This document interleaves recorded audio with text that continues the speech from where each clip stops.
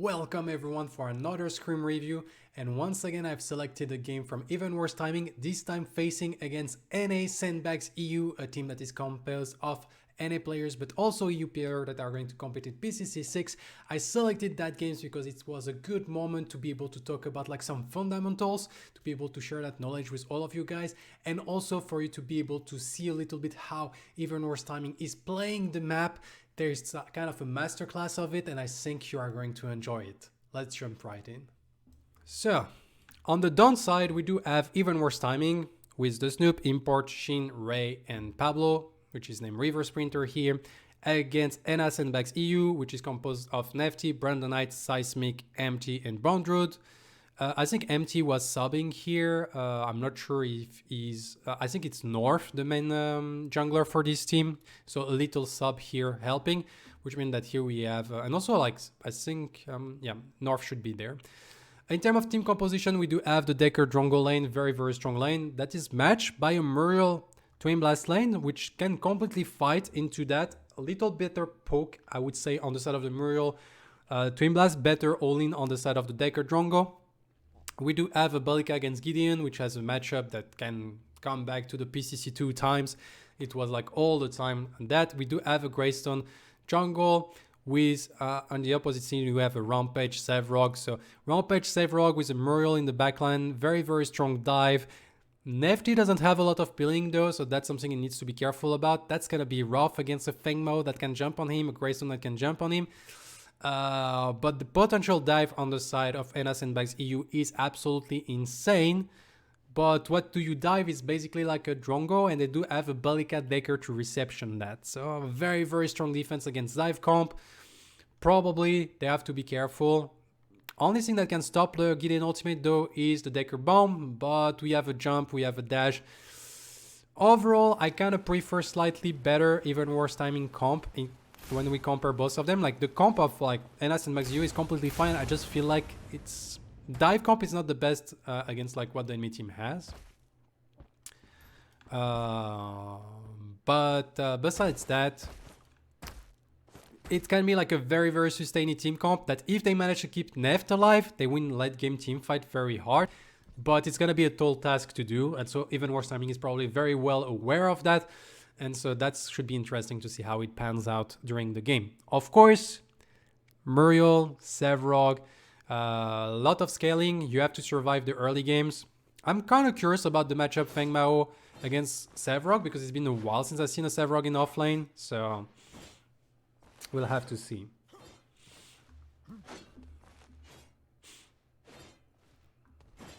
Minions are spawning. And so we're waiting a little bit, being safe, checking if everyone is invading. Yeah, it's true as well, Province, that the Feng Mao is very good at also diving that Muriel. Which this Muriel has a lot to do to stay alive also, but she can probably like fight in the backline with the tanks, so she should be fine. But that means that Nef then is left alone, so...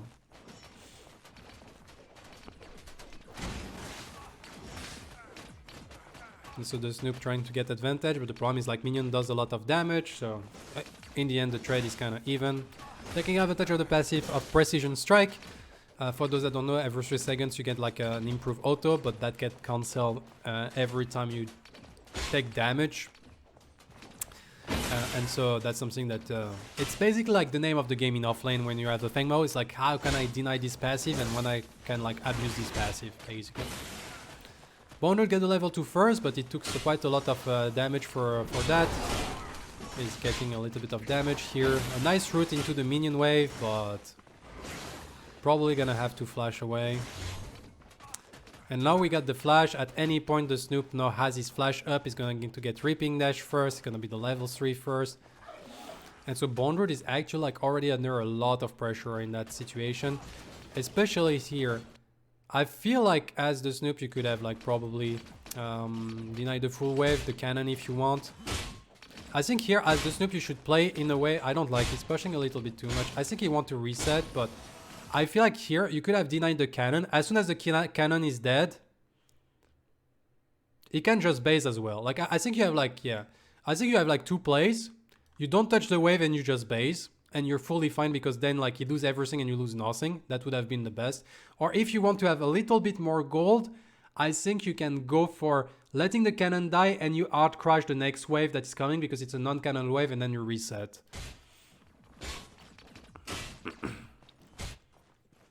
But yeah, and here it's actually like kind of bad. Like you should never go for that ward here. You need to crash that wave as fast as you can.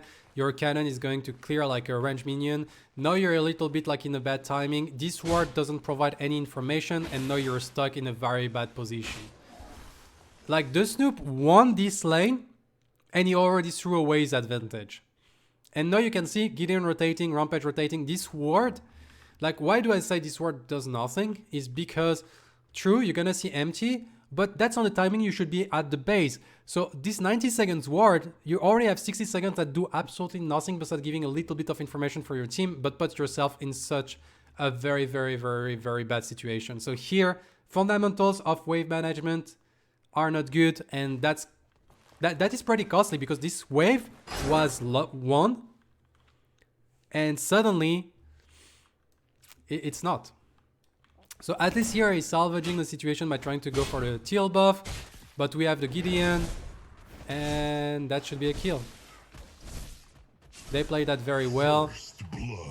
And this, it's absolutely crazy how like I was talking about fundamentals the previous match, and how fundamentals, like you had an insane lead that you just threw away.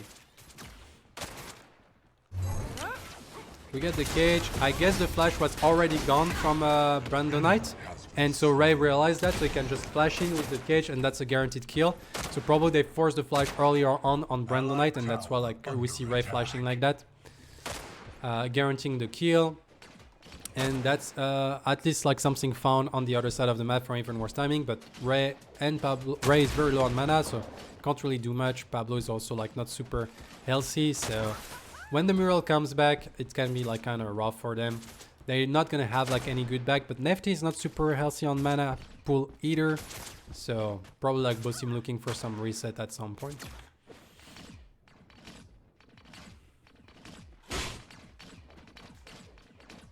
But that's like, that's a little bit painful to see that, like the Snoop doing that, because yeah. PCC4 champions, fundamentals, very rusty. But I feel like fundamentals never rusts, so I guess fundamentals not there, which is a little bit scary.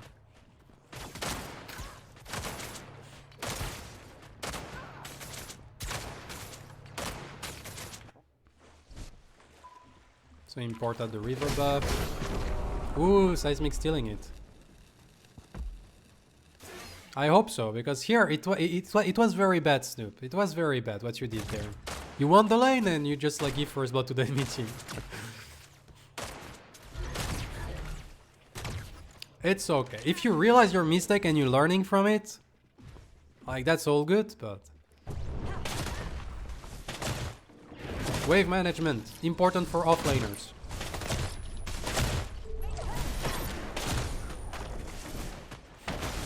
So here we got the hook, rock, sorry, we force the flash, but the flash is not gonna be enough. That's a pick, empty going for the right gank at the right timing, Seismic playing very well. They play those slow, it's very clean, they don't need to overforce anything. Countering every like single escape route you can have, and they just guarantee the kill every time.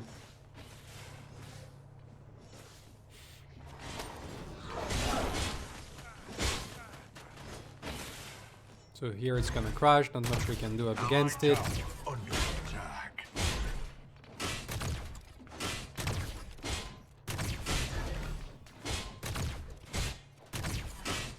We got all the last hit, wonderful. Here we have Ray looking, know that Brendan is here.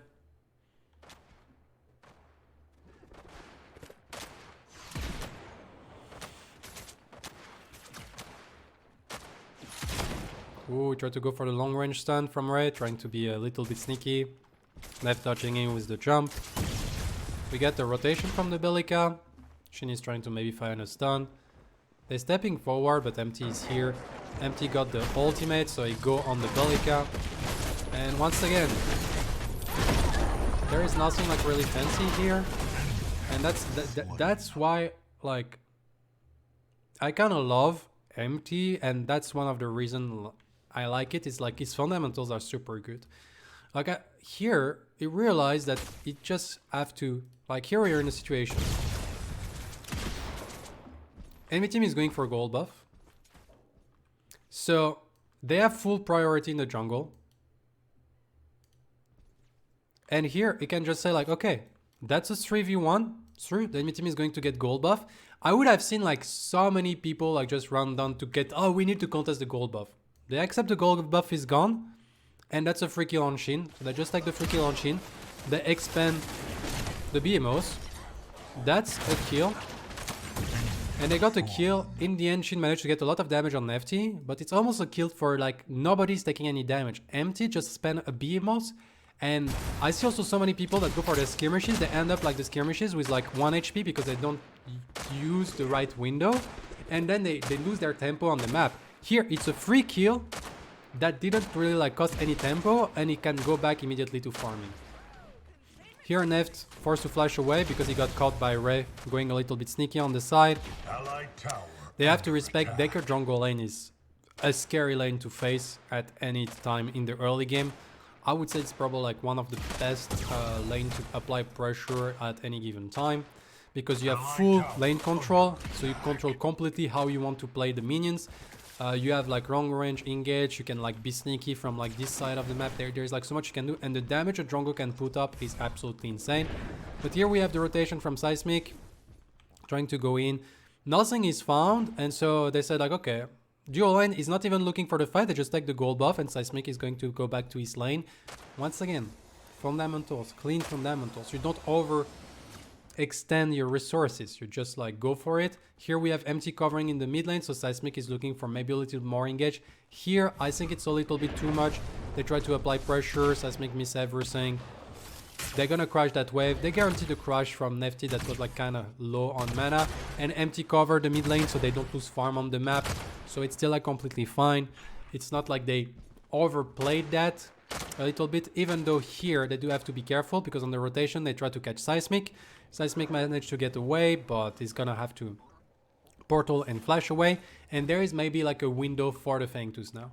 This is why like the going back again for that dual lane play from Seismic, I'm not a full fan of it because that tempo down the team, because the dual lane is going to go back. Seismic have to rotate to mid lane, which can create an opportunity, and even worse timing take that very well. But Empty is back there on time. BMOS is, I think, he's still on cooldown, so it's not super easy to contest, but they do have to be careful. Trongo is inside the pit, BMOS is back up. Empty doesn't go for the Fangtooth, as many team would have gone. It's just like trying to get for the kills. We got the black hole, we got the jump, we got the follow-up. Import is kind of low as well. We're probably gonna get the rumble coming back off cooldown, but a good stun by Ray, I think, saving Import here. And so it's only like 1 kill and they secure the Fangtooth, so even worse timing, getting the better end of the trade here. Even though like here, Empty immediately recognized I force people back so we can invade, steal their camp. True, we got only 1 kill, but now you're gonna pay it with your jungle and some damage on the tier 1 tower on the dual lane. Keep applying pressure. Here we have Bonder trying to apply a little bit of pressure. Snoop going in with the Reaping Dash, which is ambitious. They do have to be careful in the dual lane because they're gonna get collapsed on. Brandon should be probably dead, and yeah. So, good fundamentals, but here mistakes happen. I feel like they see that, like, I'm not sure, like, Empty and Brandon as like Ray, Pablo, like they like at least Pablo is seen.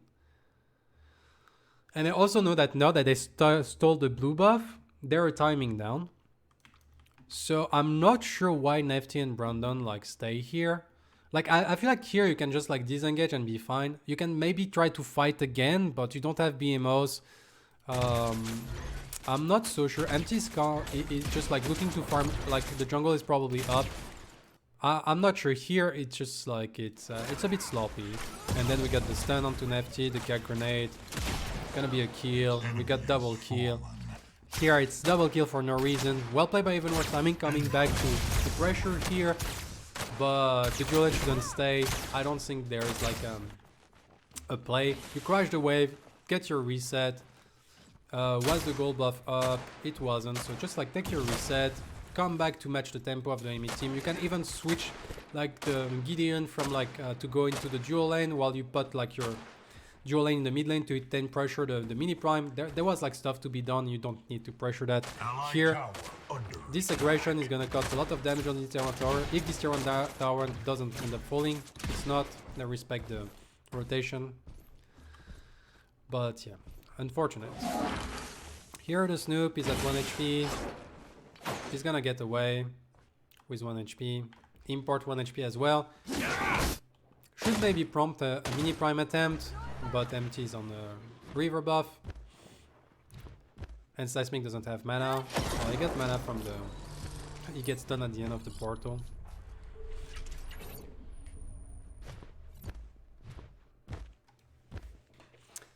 And yeah, we have some little wards bugging on the minimap because I can assure you nobody plays the ward under the inhibitor of the dual lane.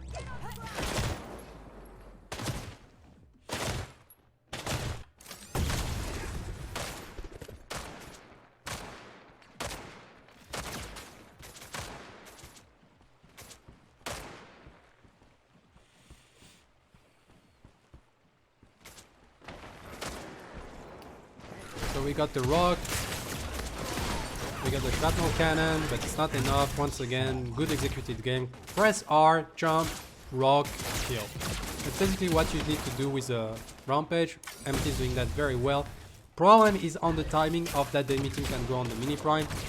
So this is why I would have loved to go for the mini prime previously on the timing that they forced like Feng Mao and import back to base.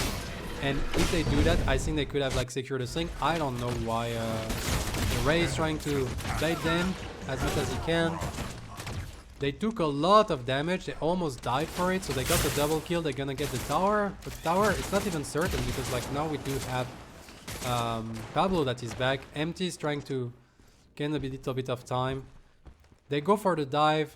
MT is gonna secure like that goal, I think. They just want to get like the local goal, but it's a little bit risky. And so in the end, nobody gets the local goal. So here, dive on Ray. Maybe a little bit over optimistic. That caused them like, they got the kill on Ray. True. But that also means that they lose like the 300 local golds for it. So overall, it's just an even trade.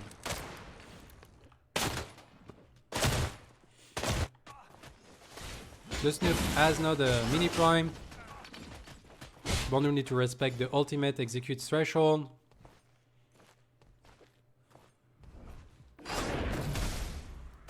And we got the rotation from Seismic.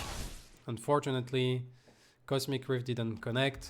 I think here you need to just auto attack until he uses dash and then Cosmic Rift after the dash, because if you Cosmic Rift, he's gonna dash in response. But I don't know if the auto attack was enough to kill him. We got the stun, we're gonna get like maybe a cage, and yeah.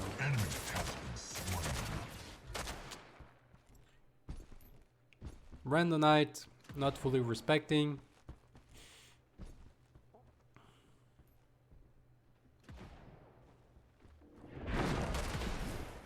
Seismic is rotating, but you also get like the Bellica here. But we have MT forcing the flash immediately from Shin. MT, if he has the BMOs, can maybe catch something, but he's going to go around. Fengtus is up. Brandon has ultimate up, most likely, so they can like force that if they want. MT trying to go in. We missed the boulder, unfortunately, so there is nothing to be found, and has been expanded. We get the Feng Mao rotating, trying to get some damage on Nefty. And so this Fengtus is not easy to land. They do have to take it though, because Import is on the other side of the map. But they have to take that fight, otherwise it's gonna be rough. Brandon is getting focused by the Feng Mao. They need to survive. Unfortunately, it's not the case. We got like the double execute, it doesn't work. MT is still on the Fengtus, and that's not correct. Like here, they needed to fight that, and they don't go for the fight. They're not on the same page on the side of NA Sandbags EU, and that ended up with 3 kills when it was a 5v4. And so here, I kind of feel like they got like a very, very, very nice early games. It was like super duper clean on the side of NA Sandbags EU, but under attack. it started to be. You mean the ult from like the Rampage? Allied towers Because like overall, I feel like after like they got a good timing to get this mini prime, they don't get this mini prime, and not having this mini prime like offered so much pressure on the Snoop to be able to get control of the offlane, to go for that rotation, to be with a mini prime for that team fight, and all of that kind of snowball out of control and put completely like even worse timing back into that game. They kind of catch up on CS, they catch up on kills, they catch up on objectives. They're even like ahead on objective because they got like one Fengtus and one mini prime. Yeah, it's kind of snowball from there. I feel like.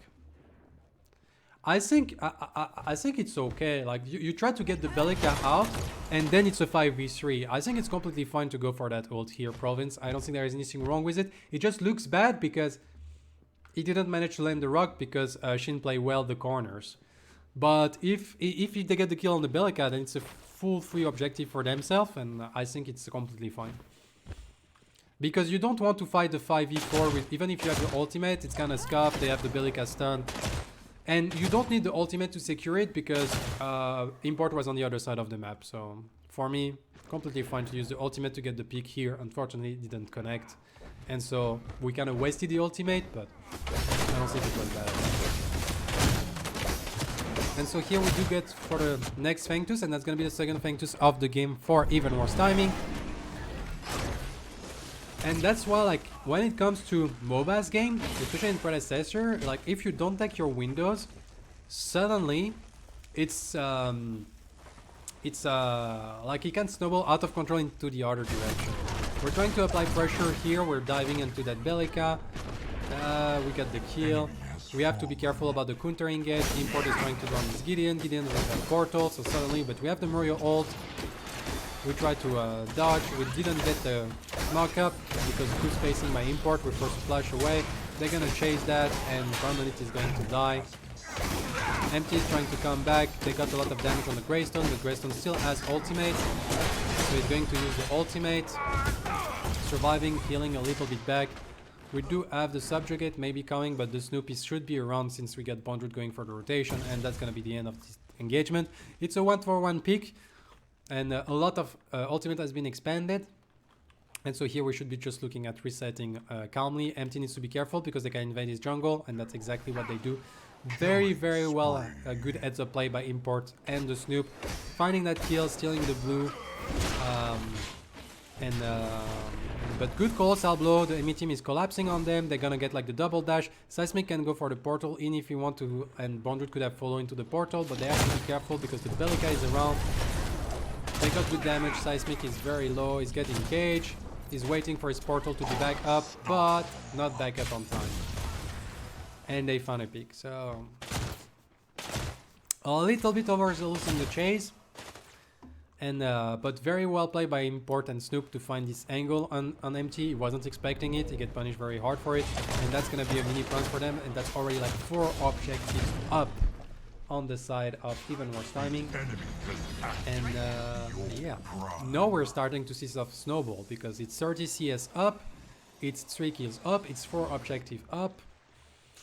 And this team is not gonna play fine from behind that much because they don't have that much, say, CC. If the Gideon falls a little bit too far behind, it's just gonna get blown away and the black hole has no impact.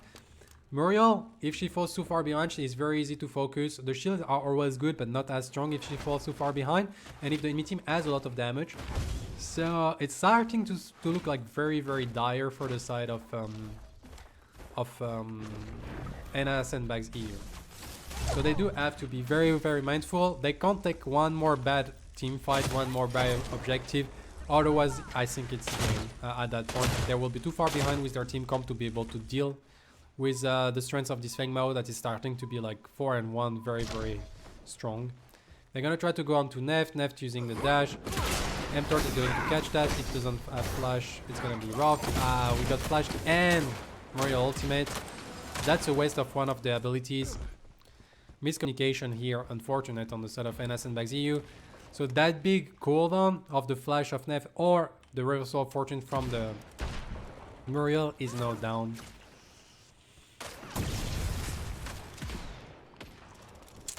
And so we're going with good damage, like almost a full ventilate.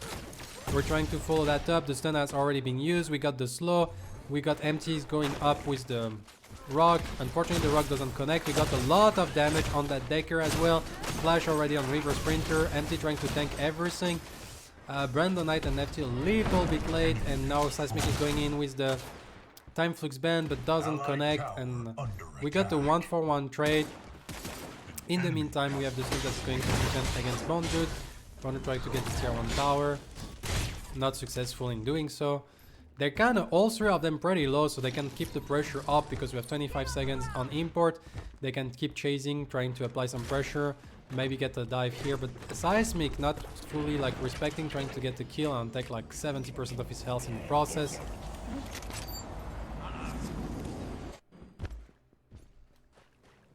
And I guess we don't want to overstate, because if you get that tier 2, like why do they don't get this tier 2? So most people would say like, oh, but that was a free tier 2. They had like the timing, they could take it. True, it was a free tier 2. But if you go for this tier 2, then you have to disengage, because everyone in the side of even worse timing has backed. And so that means that you take disadvantage of the tempo that you have to get the tier 2, but then you offer a big tempo advantage to the enemy team for them to get the third Fangtus. Because if they have taken this tier 2, here we would be in that situation now with all people of the team of even worse timing in position around the Fangtus, while all those people, like the 3 people we have seen that were like pressuring, which is the Gideon, the Muriel, and the Twin Blast, would be in base right now. And so that would have been a free third Fangtus, and I don't think they want to offer that. So that's why like they don't take the tier 2 tower here and they go for the back. And to be able to be in place, they still like a tempo behind for that Fangtus, and they need to be present. But Nefty is getting aggressed on, and he gets killed 1v1 by Pablo. And I also feel like that Empty doesn't have time to go for camps in that situation. They need to be able to contest that third Fangtus, in my opinion. And here, like, Nefty not respecting like the position of Pablo. Pablo playing that very well. Killing spree. Once again, Nef not being aware of that. Brandon is Double kill. just accepting his death, I guess. Brandon raging. I'm not sure. He should, or maybe DC, I don't know, but it's not the first time I see Brandon stop moving in Scrim, so I would assume it's a little humor moment. And that's the third Fangtus.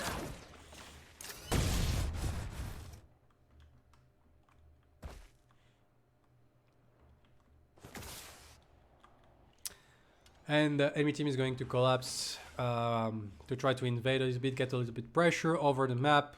They don't have a full window to go for our prime here. They just get the third Fangtus, but third Fangtus is very, very, very strong for them. Offering like the bonus of the 8% stat buff, both on magical and physical power, and also both on physical and magical armor, which will make this Greystone very, very hard to deal with. Like any kind of bruiser love those stats, because they both benefit from the armor and the damage dealing aspect. And also like any like kind of like tanky, sustainy guy. And so here we're gonna look at trying to keep like the wave push. The Snoop is probably going to go for the split push aspect. We have seen even worse timing doing that with the Shin Beam, and keep doing it also like with the Feng Mao. Trying to get like wave control, lane priority. It's kind of like the name of the game for even worse timing. That's how everything like starts up. Once again, we're talking about fundamentals at the beginning of this match. And so here we keep it like all the wave push. Here they know that they're in a 5v4 situation, so even worse timing is not gonna risk it. We do have like very, very like passive positioning, but they're actually like trying to go in here, import, trying to catch the Gideon, because we have the rotation of the Snoop, and here the Snoop is flashing away, but the Snoop is here for the catch. And so like perfect use of the map once again. Going for it. We do have a fight going on the other side. This time like Empty that's getting focused. He can't fight. They just played the map perfectly. They just stepped back a little bit from like all the pressure, because they was in the 5v4. And as soon as the Snoop start their rotation, Import goes in knowing that the Snoop will be able to collapse on them from behind, and that he can survive long enough to just like enjoy that damage. Enemy And so they just secure the ore prime after this wonderful use of the map. The Snoop going for split push, pulling back to not getting it 5v4, and then pressing forward because they know they're stronger than them. Once the Snoop go for the rotation, they do find like a double kill from that situation. And like I said, this team, if they start to fall like a little bit more behind, has nothing to go for them, and it's exactly what is happening here. We have a little bug of the replay mode having trouble to load, so we're just like gonna refresh and see if it fixed the thing. But no, it's ore prime with triple fang tooth. Yeah, it's probably gonna be game, and I think it's gonna be like a W for the side of even worse timing. I wish like, and so we secure the ore prime, like we were saying, and now they're just gonna be able to just reset, be ready to fight, pressure the advantage. We have the combustion rest lagging Mega Cosm, a lot of damage. We do have the Bone Seeker being built on import to be able to improve the auto attack and really stick to someone and do a lot of damage. We do have the crystal tier with alloyed bread, and here I guess we're going into, kind of looks like a Marshall, but I think it's a little bit late for a Marshall, and I don't think it's a Marshall team, so maybe it's another team. Maybe I'm wrong here. And yeah, we got the Ella Frost. We're going to the Unbroken Wheel, I assume, from the side of Bondrut. They have like mainly like Decker and Bellica CC. You want to survive that. And here we're going to play the map, trying to remove vision in the jungle. As we see, we get like all the wards, so we can like actually like play the fog wall. Pretty surprising. Empty trying to find maybe like a flank on somewhere. Bondrut is looking for something. They kind of want to take the fight while the Snoop is split pushing, but even worse timing, in even worse timing fashion, not taking the bait and just like playing safe until like the Snoop, like here the Snoop is making the play. They don't have, like if they don't get engaged on here, even worse timing is getting ahead, and so that's what they do perfectly. They force Bondrut back to defend, and now they can play the 4v4. They know they're stronger. Empty is trying to get the boulder onto Shin. It's a 2-2-1 split, and they try to like spread scene the defenses of the NA Sandbags EU. They kind of successfully doing that. They got all 3 tier 2 towers at the same time, and now they're gonna pressure like all 3 inhibitors at the same time. Perfect like execution of the map and the lane control. That's what even worse timing is the strongest at. I feel like no team comes close to them when it comes to those kind of plays. And so here we get a little bit of pressure on the right inhibitor. Now we're getting a little bit of pressure on the mid inhibitor. And here it's the moment that you have like to survive this like onslaught on all 3 wave at all time. Your inhibitor is getting chipped down. You have to find like an angle, but the angle is very hard to find. Bondrut was trying to find like maybe an angle. They go on Pablo here, but it's a Drongo. Dodging immediately with the shrapnel cannon, the pacifiers. They try to go for that engage, it doesn't work out, and so now we're going to get the counter engage. Probably Empty is going to die for that. They try to go for it. Pablo react absolutely perfectly to the engage. He was under pressure. They had the perfect split, and that should be like all the inhibitors that are going to fall down, and probably also the core, because they still have the ore prime. Like here import is very low, but ore prime regen is absolutely insane in Predecessor, and so you can just like stick to it for a little bit longer time. All inhibitors are down. They're gonna wait to get like all the wave back. They do find the pick on Bondrut. Import is still at 1 HP, but it's still at ultimate, so it's like completely fine to bait. They're gonna pressure like all the lanes at the same time. They kind of miss the lane on the off lane, but it's fine. And here they're gonna look to get the last push onto the core and to secure that game. We got Import like just zoning with his ultimate, and they just secure this game. So it was a very nice game overall. I really liked it. I feel like the early game was very nice because we get that talk about the fundamentals, especially on the offlane. Little bit sorry to put the Snoop on the spot, but here it was a mistake, so we have to call for it. And then also like how NA Sandbags EU played the early game, utilizing the strengths of the Rampage. I think it was very clean until we reached that mid game when we got like some opportunity that we didn't concretize, and suddenly everything started to snowball out of control. And then even worse timing get their hands on the game, and they never let go, and they just like cleanly, surgically get all 3 flank tools into an ore prime, into a clean push, playing well the map with a split push of the Snoop, playing their timing perfectly, never getting engaged in numerical inferiority. Perfect execution on Pablo on the last engage. I think NA Sandbags EU did find a good window. It's just that Drongo is super slippery. And then they just like secure all 3 inhibitors, push correctly together, find some picks, secure the core, and boom, that's the game. That was your PCC4 champion for you.